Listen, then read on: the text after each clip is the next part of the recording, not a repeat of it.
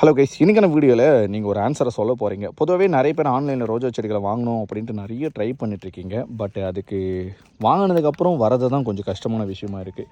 ரோஜா செடிகளை இந்த மாதிரி சின்ன சின்ன கவரில் ரெடி பண்ணிவிட்டு தான் உங்களுக்கு சேலுக்கு எடுத்துகிட்டு வருவாங்க.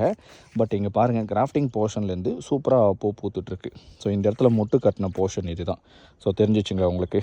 நாங்கள் ஒருவேளை ரோஜா செடிகளை சேலுக்கு கொண்டு வரோம் அப்படின்னா இந்த மெத்தட்லேருந்து கொண்டு வரலாம் அப்படின்ட்டு நாங்கள் நினைக்கிறோம். பிகாஸ் ஏன் அப்படின்னா, வாங்குகிற ஒவ்வொரு கஸ்டமருக்குமே இந்த செடிகள் ஃப்ரெஷ்ஷாக இருக்கணும் அண்ட் அவங்க வீட்டில் போயிட்டு வளரணும்.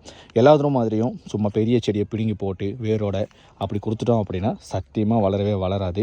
நிறைய பேர் வாங்கியிருப்பேன், 100 செடிக்கு 50 செடிகள் வரலாங்க. பட் இந்த மாதிரி கொடுக்குறது மூலயமா ஃப்ரெஷ்ஷான பிளான்ட் உங்களுக்கு கிடைக்கும். ஸோ அதிலிருந்து நீங்கள் எடுத்துகிட்டு வரலாம். பட் சேலுன்றது இன்றைக்கி நாளைக்கு எடுத்துகிட்டு வந்துட முடியுமா அப்படின்னா கண்டிப்பாக முடியாது. ஒரு 1 மந்த் 1.5 மந்த் ஆச்சு டைம் கிடைக்கும். ஸோ அந்த டைமில் தான் உங்களுக்கு ரெடி பண்ணி கொடுக்க முடியும். ஸோ உங்களுக்கு ஓகே அப்படின்னு சொன்னீங்க அப்படின்னா நாங்கள் எல்லா கலர் ரோஸுமே நாங்கள் சேலுக்கு